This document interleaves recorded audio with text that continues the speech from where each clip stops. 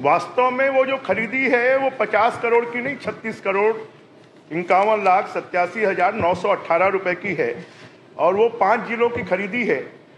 आपका ये भी कहना सही है कि उसके लिए इंडस्ट्री डिपार्टमेंट से उनको छूट लेनी थी, उन्होंने छूट नहीं ली। ये भी आपका कहना सही है और ये एक बड़ी खरीदी है, परंतु कलेक्टर की अनुमति से इन लोगों ने, क्योंकि कोरोना काल था और कोरोना काल में इमरजेंसी में इन्होंने खरीदी की है। इतनी बड़ी खरीदी करने के लिए जिस प्रकार के नियमों का पालन करना चाहिए, जिनकी अनुमति लेना चाहिए, तो गलती है तो उसमें कार्रवाई अभी तक क्यों नहीं हुई? मैं तो कार्रवाई की बात कर रहा हूं। विधानसभा है कि मंत्री खुद स्वीकार कर रहे हैं तो उसमें कार्रवाई कब तक के करेंगे आप? नहीं माननीय अध्यक्ष जी, अगर वो पूर्व के सालों का भी उनके प्रश्न से तो उद्भूत नहीं होता है, फिर भी अगर पूर्व के सालों का भी पूछना चाहें तो मैं जवाब दे दूंगा। हाँ हाँ बिल्कुल पूछ सकते हैं, पूछिए आप।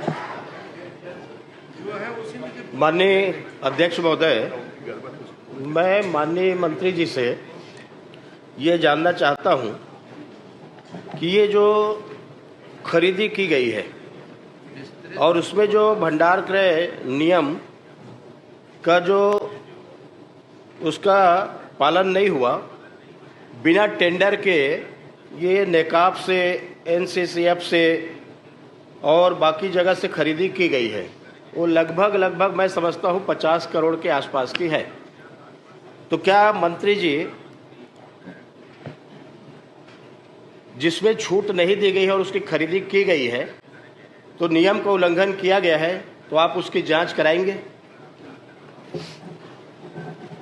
माननीय अध्यक्ष महोदय, जैसा आपने कहा कि पूर्व के प्रश्न में, क्योंकि माननीय धर्म कौशिक जी इसका प्रश्न पूछ चुके हैं, इसलिए आगे की डेट डाली गई। वास्तव में वो जो खरीदी है वो 50 करोड़ की नहीं, 36,51,87,918 रुपए की है और वो 5 जिलों की खरीदी है। आपका ये भी कहना सही है कि उसके लिए इंडस्ट्री डिपार्टमेंट से उनको छूट लेनी थी, उन्होंने छूट नहीं ली।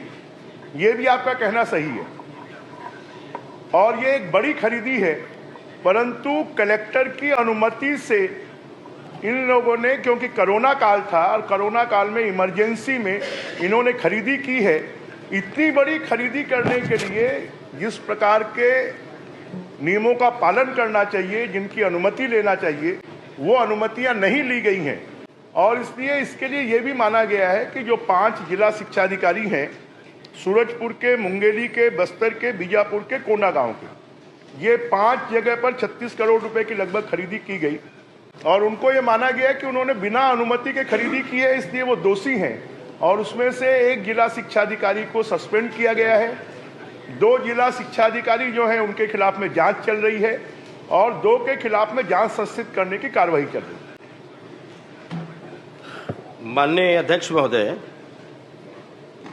अब मैंने 50 करोड़ को बताया तो 36 करोड़ का तो आपने स्वीकार किया और 36 करोड़ का आपने स्वीकार किया है। इतनी अनियमितता उसमें हुई है कि सारे नियमों को ताक में रख करके जिस प्रकार से बिना टेंडर के खरीदे, कोविड काल एक बहाना है, आपदा में अवसर ढूंढना कि करप्शन कैसे किया जा सके, भ्रष्टाचार कैसे किया जा सके, तो आपदा में अवसर ढूंढना, ये कोरोना काल की बात कह के बच नहीं सकते। और इसलिए मैं आपसे आग्रह करना चाहता हूं कि थोड़ी बहुत रकम की बात होती तो अलग है, ये बहुत बड़ी रकम है और नहीं, बहुत चाहते क्या, आप चाहते क्या है मंत्री जी मैं उसको चाह रहा हूं कि कमेटी बना करके उसकी जांच करे। चलिए मंत्री जी क्या जांच करने के तैयार हैं? वो जांच करने के बाद माननीय सदस्य का बार बार आग्रह है, एक जिला का नहीं, 55 जिला का मामला। जवाब सुन लीजिए, जवाब जांच करा लेंगे क्या? माननीय अध्यक्ष महोदय, इसकी जांच हुई है, जांच में पाया गया है कि नियमों का पालन नहीं किया है।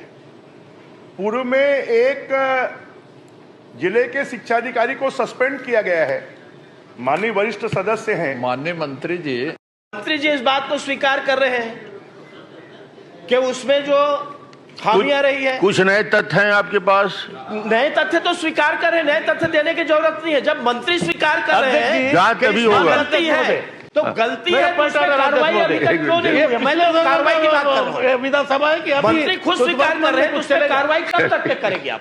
माननीय समय सीमा बता दें, कार्रवाई कब वरिष्ठ तक सदस्य करेंगे? हैं, अनुभवी सदस्य हैं, वो कार्रवाई की मांग कर रहे हैं। तो बचे हुए 4 जिलों के जो जिला शिक्षाधिकारी हैं उनको मैं निलंबित करने की घोषणा करता हूं कि उस पैटर्न को निलंबित किया जाए।